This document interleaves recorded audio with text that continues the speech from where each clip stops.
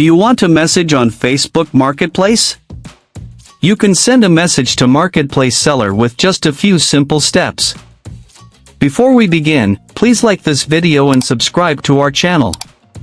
I've also included some helpful tools and apps in the description, so be sure to check them out. To message a seller on Facebook Marketplace. First, open the Facebook app on your mobile device. Once you're on Facebook, tap the Marketplace icon at the top or bottom of the screen. Now you are on the Marketplace home screen. Browse or search for the item listed by the seller you want to contact. Tap on the item to open its listing and view the details. Below the product pictures and title, you will see the message icon. Just tap on it.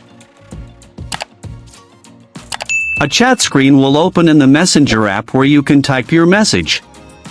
Type your message and tap Send to contact the seller. Now, you can continue the conversation here, and the seller can reply directly in Messenger.